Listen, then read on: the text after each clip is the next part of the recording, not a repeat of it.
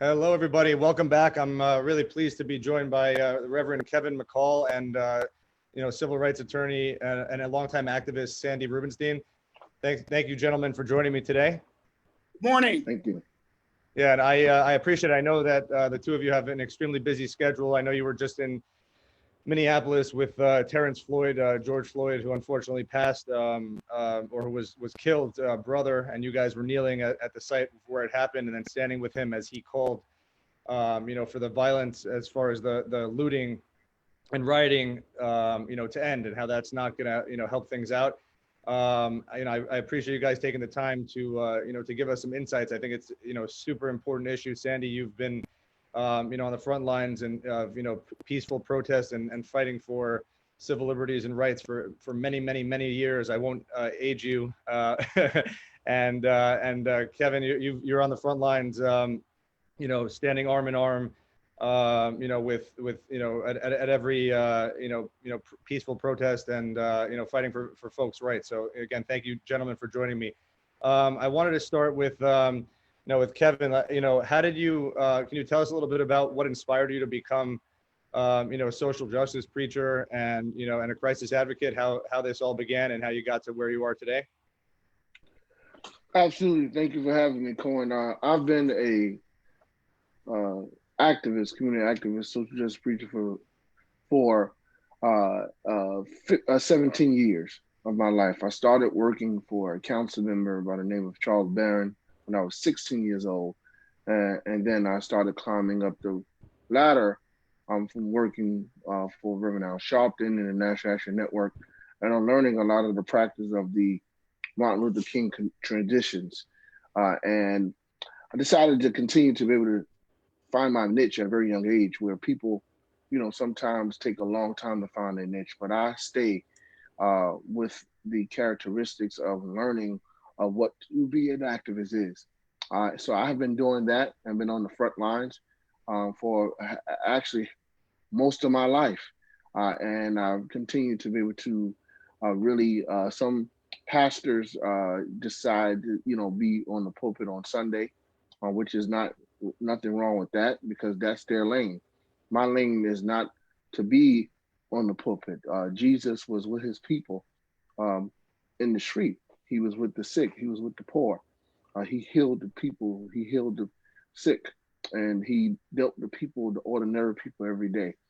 So I'm doing the work of Christ and the work of Jesus, dealing with the civil rights issues in this country, and that happens with us in New York City and across this country. So I've dealt with a lot of things, and a lot of families lost their loved ones due to police violence.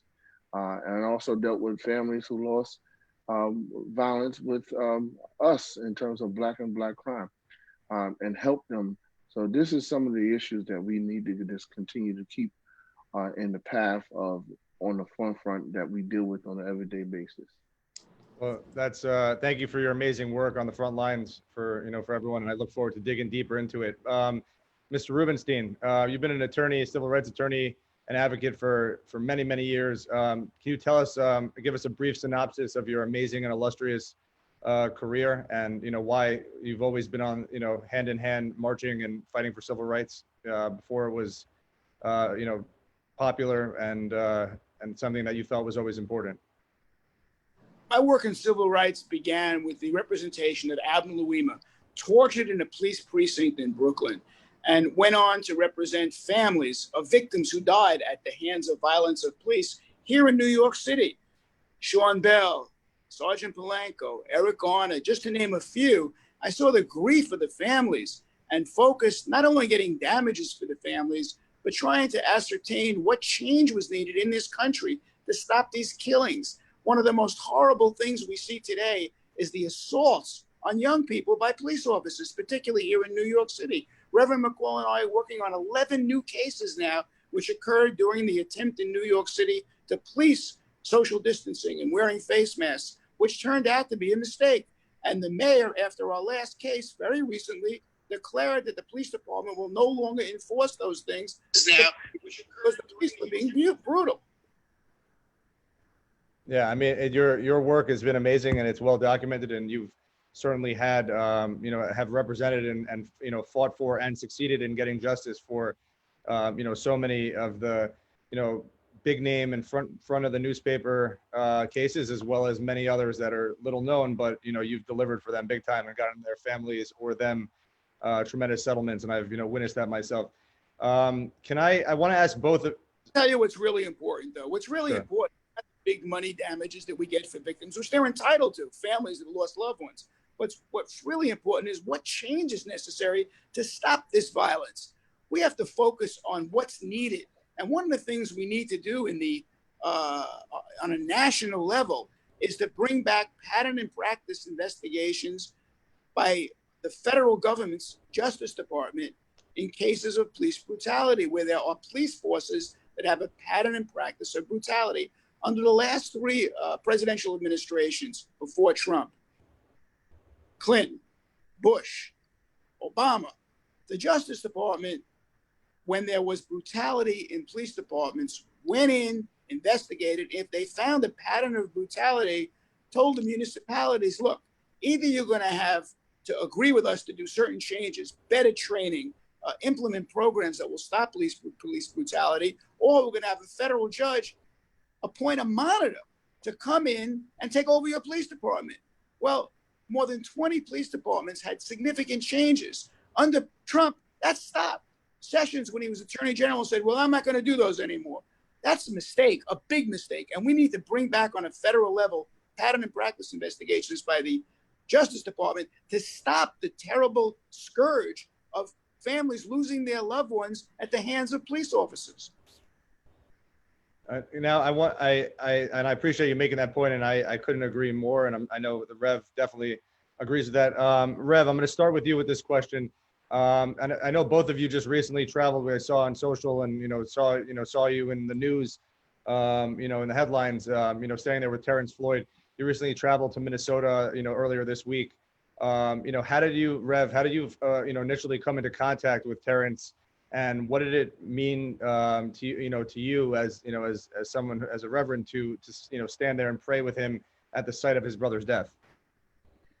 Well, I was contacted through a mutual friend that him and I both have. And we actually find out later on when we was conversing that we actually come out of the Church of God in Christ denomination, where my father was a pastor of the late Reverend McCall. And I grew up in the Church of God in Christ, and so did he.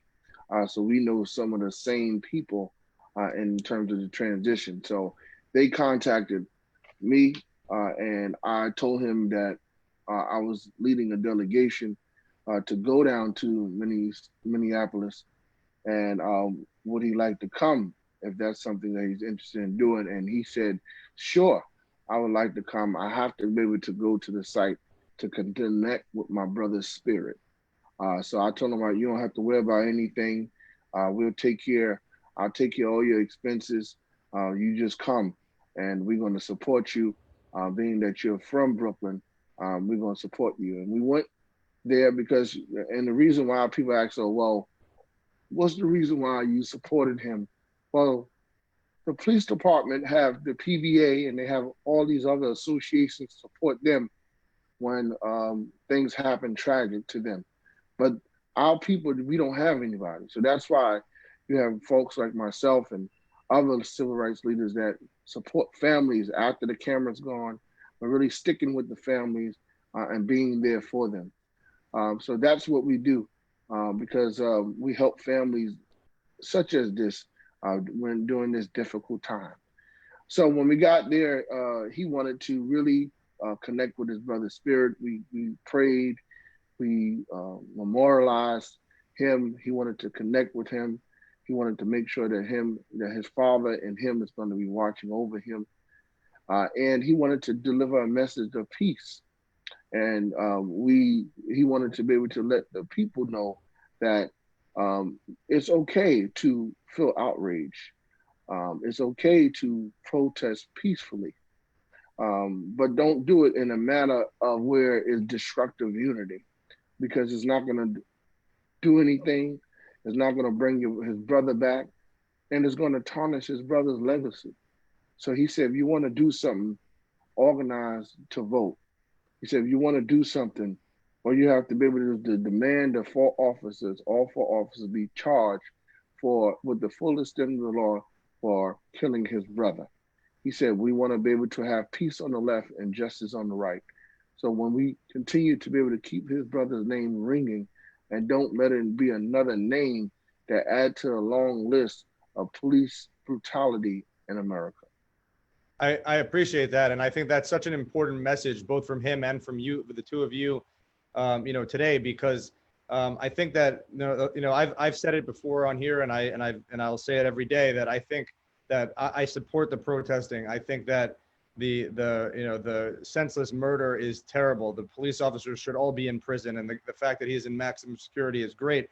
But looting senselessly and destroying a city doesn't bring anyone back, and it doesn't honor someone's memory. It just creates trouble and trouble for policing. So, and I appreciate that he said that. I appreciate that you're saying that, and I've seen mixed messages from different leaders saying that, oh, it's just property. But I think that that peaceful protest is something that Sandy's been a part of for many years, that you've been a part of for many years, and I think that gets that conversation. I've also seen some amazing leadership that, like you just said, saying, get out there and vote. Here's a posting of all the primaries in every state. The best way to make change, is to get out there and vote. And, we, the people, can, take back office through our vote.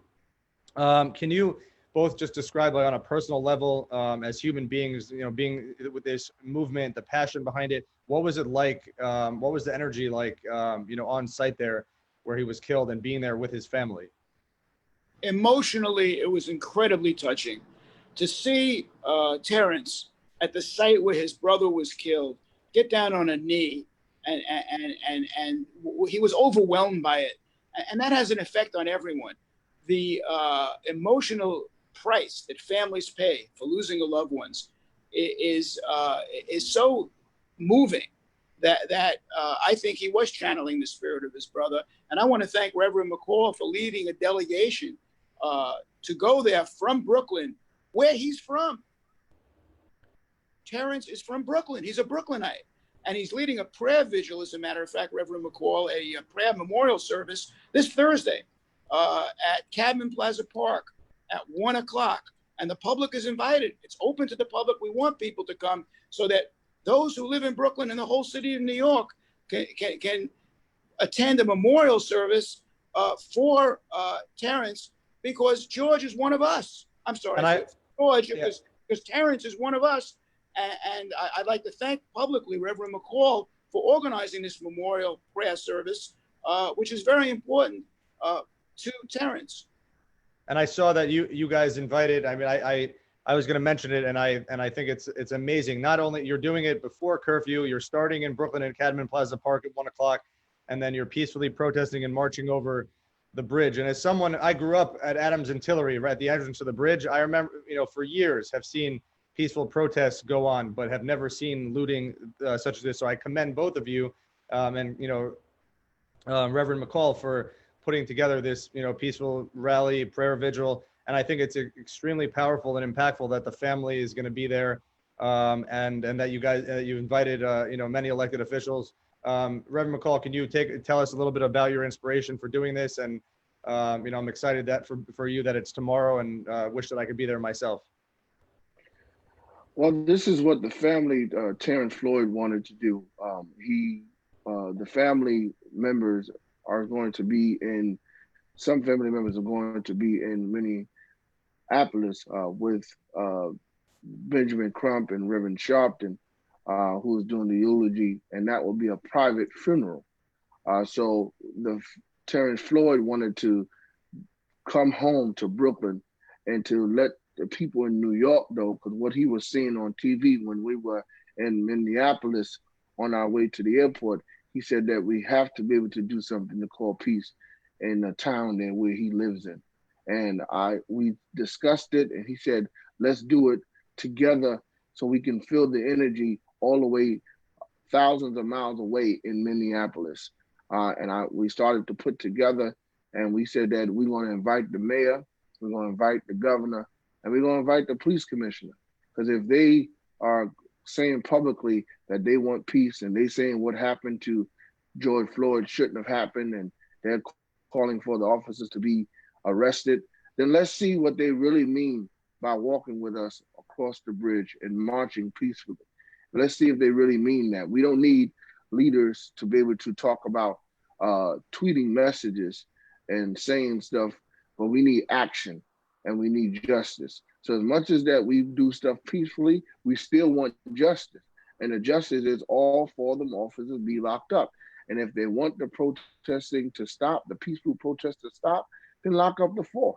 It's very simple. It's not a hard task. Lock up the 4 and the protesting will stop. That's it seems like a pretty easy demand, and it's just the right thing to do.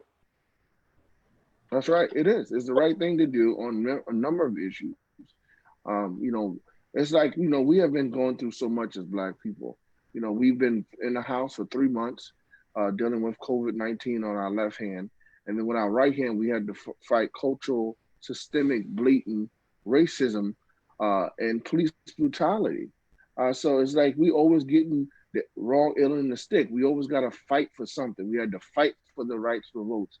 We had to fight for them to respect us. We had to fight for women's rights. We had to fight. Everything is a fight, fight, fight. When it's just going to be a simple things where we don't have to fight for, where they say, hey, you don't have to fight no more. We just going to give you what you deserve. Yeah, I mean, I completely agree. You know, as a follow-up, you know, there have been hundreds of incidences where Black people have been brutally murdered or hurt by the police. Why do you think George Floyd? Like, why in particular? Do you think that there's any connection between being, you know, locked up, all of us being locked up due to the quarantine and the pandemic, and then, you know, enough is enough? Like, I mean, because you just mentioned that, or do you think or was there some other factor that, you know, that set it off now? Yes, it's like a storm that was brewing. I mean, you're in the house, you're watching TV, you're on social media, you've seen these videos, so many videos of officers across the country enforcing social distancing and brutalizing people. And you see all these videos and you have to do something. So it was a Podicade storm that was brewing and it reached a category 5. And that's why people hit the streets with peaceful protests. And not just in New York, but all 50 states participated in peaceful protests, not locally in New York and 50 states, and also international as well. So, Rev, what do you say to those that are looting, that are taking, or that are co-opting, you know, the peaceful protests in I think it's 180, maybe more cities, like you're saying, and definitely in all 50 states? Like, what do you say to those that are I'll say, for lack of a better term, ruining the moment by looting, co-opting it? I saw a video online the other day where there was a group of people in cars pulling up with clearly squads of, you know, people who are breaking into windows and trying to steal things, and then get back in the car with that stuff. And then of course everyone else looted. But like, what do you say to people who are looting and who are, you know, burning our cities down? You know, how do you convince them to peacefully protest instead? No one gets above the victim. George Floyd's mother and his father birthed George. There wouldn't be no George Floyd without his mother and father. If his family, his blood brother and his blood family is saying, don't loot, then you are being disrespectful and you're an imbecile if you can continue to loot in the name of George Floyd. You are not representing his legacy. You're not doing anything for his character. That won't bring justice. It won't bring his brother back. So for those of you who are looting, you need to stop and you need to do it peacefully. Respect the family, respect the wishes of George Floyd. I appreciate that answer. Sandy, moving to you real quick. What, you know, when it comes to criminal acts, you know, such as those committed against George Floyd and your other clients that you've had, like, why is accountability so essential? You know, you have to get out in front and hold people accountable. The only way we're going to get change is if police officers who assault and kill people are held criminally accountable. That will set an example for other police officers that if you assault a victim, you kill a victim, you will go to jail. The only police officer that is in jail right now was the police officer who sodomized Abner Louima, who got a 30-year jail term, and he's still in jail. Police officers in the Sean Bell case were acquitted. Police officer Eric Garner never got past the grand jury phase in terms of accountability. Look, in this case right now, the death of George Floyd, yes, the police officer who held him down with his knee on his neck, he is being held accountable. He's being charged with murder and manslaughter. But the three who were accomplices who were there holding him down have to be charged. They should be charged. They were as complicit in his death as the one who had his knee on his neck. The fact of the matter is, we have a concept of felony murder, and that's this. Someone who shoots someone is guilty of murder, but someone who helps him shoot someone is just as guilty. Well, that's the concept, and it has to be applied to this case as well to set an example to other police force, to other police officers. Not only the police officer who causes the death, but also police officers who are accomplices in causing that death, that all of you will be held criminally accountable to set an example to police officers all over this country, that if you do that, you are going to go to jail. I mean, would you go as far as to say, I know there have been calls to say that we should defund the police or, allocate resources elsewhere, or do you think that the solution is in, improving police and community relations? There's no question we need the police, but we have to hold police accountable. We need independent prosecutors to prosecute this case. The governor in New York has done that. The attorney general now is the independent prosecutor in cases where police kill someone, perhaps it could be extended, the police assaulting people as well.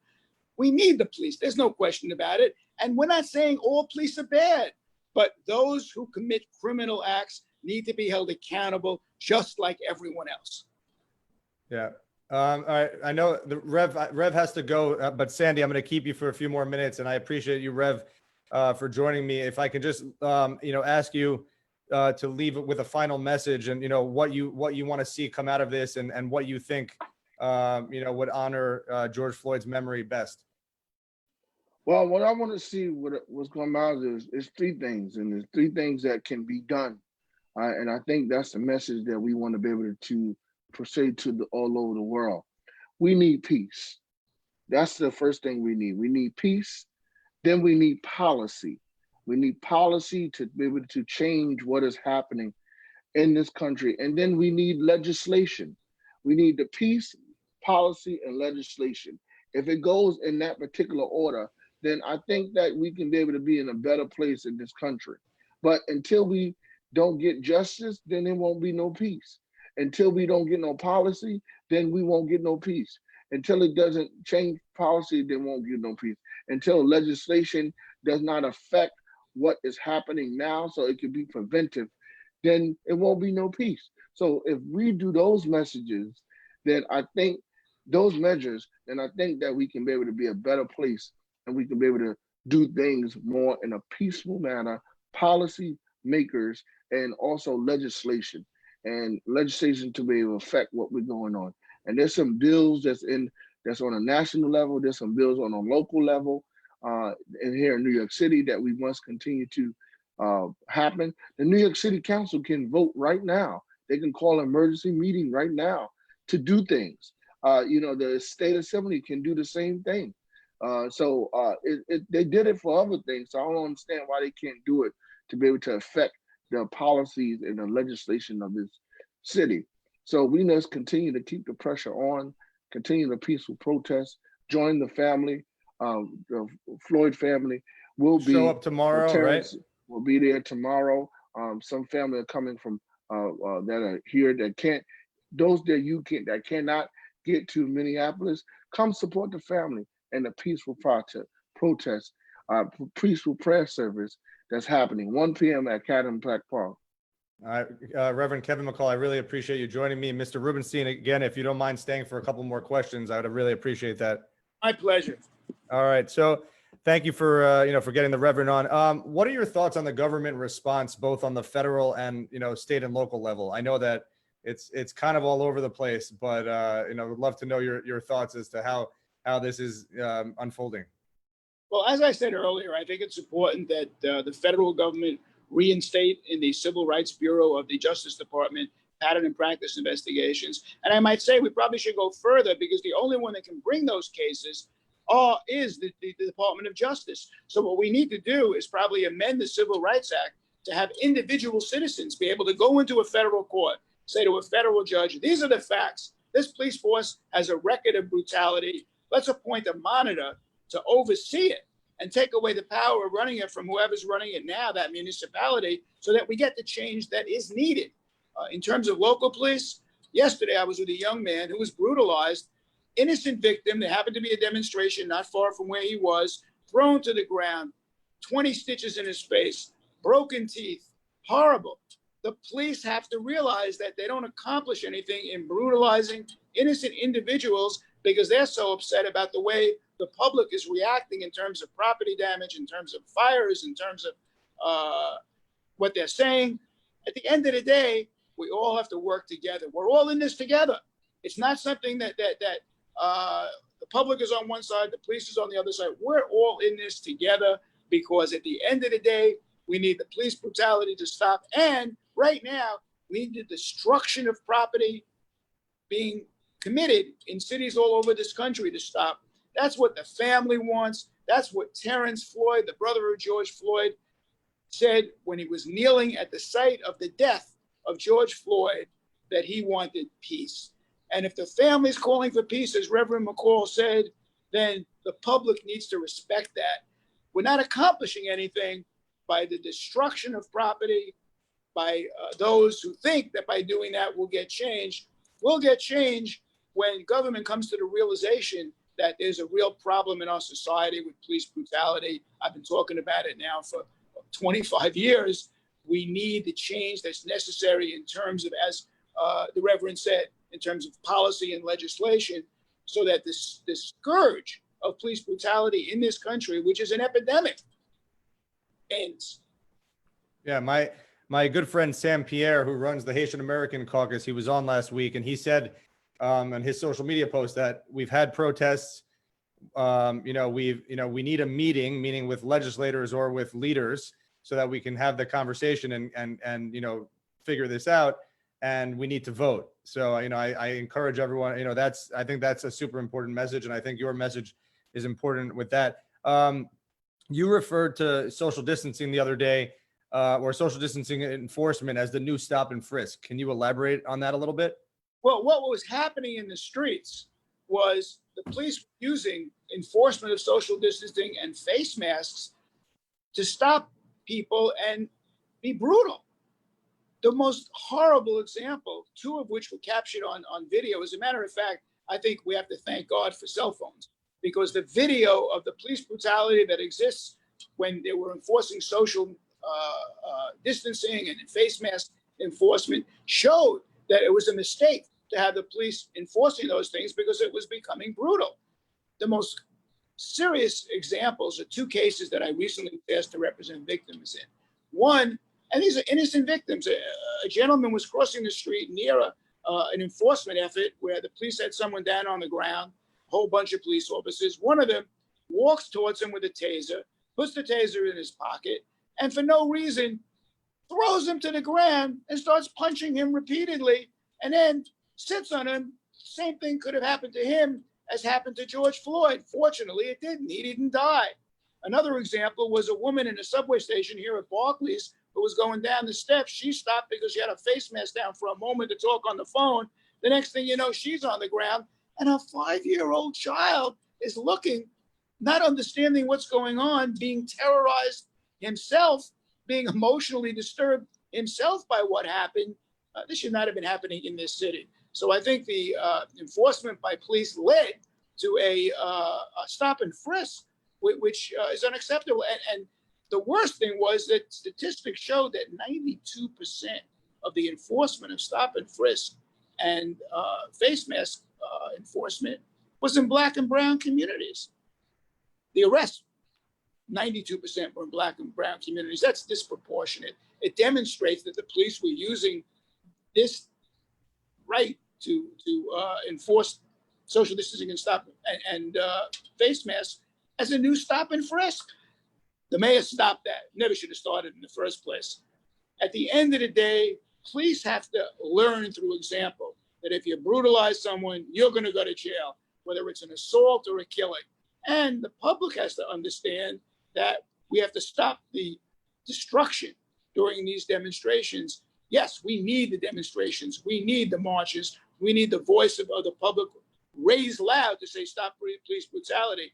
But we need that to stop, because you're not accomplishing anything by destroying property in terms of getting the change that's needed. Yes, we need to put millions of people in the street, not even thousands, to send a message to government on a local level and a federal level that we need change so that the brutality stops. And in fact, the White House, the president, has to stop what he's doing also. What he's doing with his tweets and the message is not a message of peace. It's a message of confrontation. And that is martial law. Yeah. And that is a mistake. Yeah. We don't having the president of the United States look for confrontation.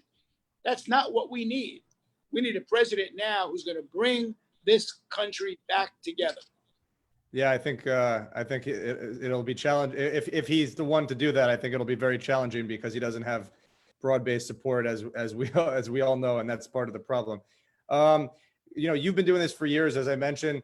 Including with the Reverend Al, and the National Action Network for many years. What's different between the protests and rallies and vigils today from those of the past? Meaning 20 years ago, you were marching across the Brooklyn Bridge from Cadman Plaza to Foley Square, like you're going to do tomorrow. Like what's different? What's the same?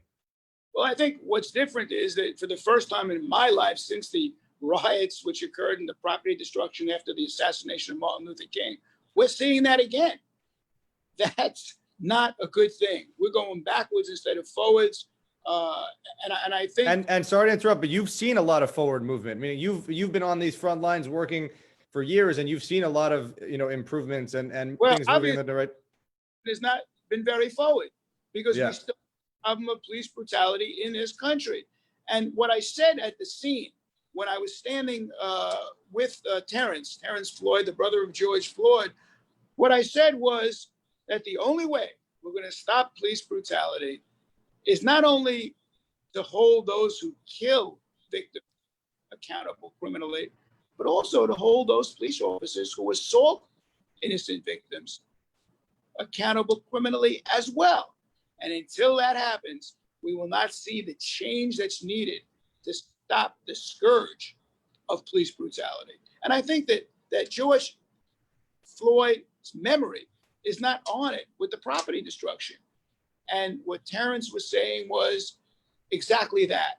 So I think that message has to go out to the public that what we need is not destruction of property, but we also need people to come out to the Cadman Plaza Park tomorrow, 1 o'clock, at this prayer memorial service, to be with Terrence, to show solidarity with him and demonstrate that the public is not only destroying property, but also praying with the victims for the change that's needed to stop police brutality. And the thing is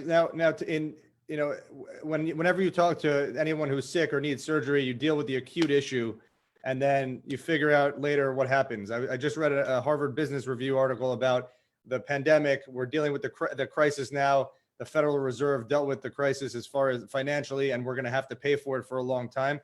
Let's say that the government comes to the table, leaders come to the table, and we make change in an acute matter right now to deal and to end the protests. What continues, since we've made progress, but clearly it's not enough?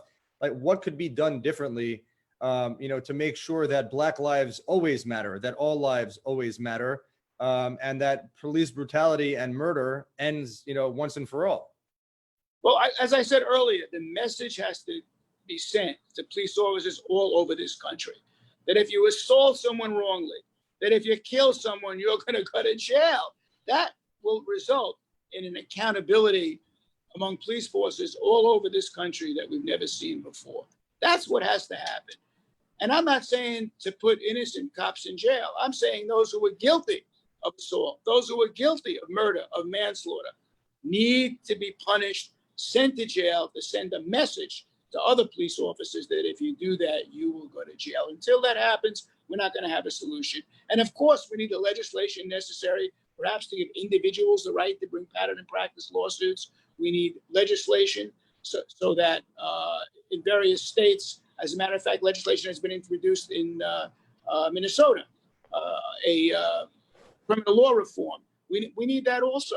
But at the end of the day, it's the mentality of the police officers that have to change. They have to understand that they can't do with impunity whatever they want, because they will be held accountable.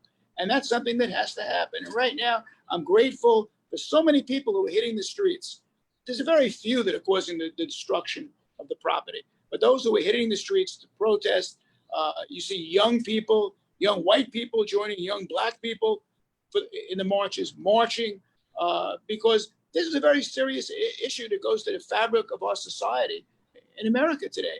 And we want a better America, and we want the change that's necessary to make that happen. I mean, even last week in Central Park, the Amy Cooper incident. I mean, that was, clear and utter racism, and that wasn't coming from cops. That was coming from, a financial planner or advisor. I mean, I know she got fired, and deservedly so. But it's rearing its ugly head from different angles. But I know that the police brutality. There's also a serious problem with anti-Semitism in this country today that we've never seen before. And I think both racism and the anti-Semitism all comes from a White House, ultimately, that has the responsibility to bring people together and not tear them apart. And that's what's happening now. We're being torn apart because there always was racism. There were attempts to make efforts to fix it, but it's worse today than it ever was. And it's also very serious in this country in terms of anti-Semitism.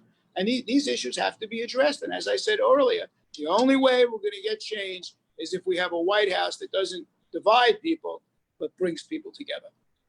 Yeah, well, that leads me, since we brought that up, Biden, I talked about it last week with Sam Pierre, again, from the Haitian American Caucus. During Biden's interview with Charlemagne the God, from Power 105, he patronized and pandered to the African American community. I don't know if you're familiar, I'm sure you saw the headline. Like, what's your thought on that? How could he be the leader if he just thinks that black vote guaranteed because I'm a Democrat and because I'm not that divisive leader in the White House now? I don't think any vote should be taken for granted, and I think that there needs to be, especially on the backs of what's happening now, there needs to be serious commitment. From the presidential candidate, whatever party they're from, and the vice presidential candidate, that they're going to be on the front lines, marching and pushing for change as well. Look, at the end of the day, we need action, and we need action to stop the divide. That's what's needed. And we also need the appropriate policy and legislation, both on the state and federal level, to stop the racism and the anti-Semitism. So I think that we have serious problems in this country today. We're dealing with an epidemic of brutality inside a pandemic. Things are more difficult today for young people than they ever were before. We need to get together, to join together, blacks, whites, Jews, Christians, to make that happen. And I thank you for having me. I've got to go also because I appreciate it. Yeah, thank you. Thank you. By saying to all of your listeners and viewers, please, tomorrow, 1 o'clock, Cabin Plaza Park, open to the public. Please come and join the memorial service for George Floyd with his brother, Terrence Floyd. Thank you so much, Mr. Rubenstein. I appreciate it. Thank you.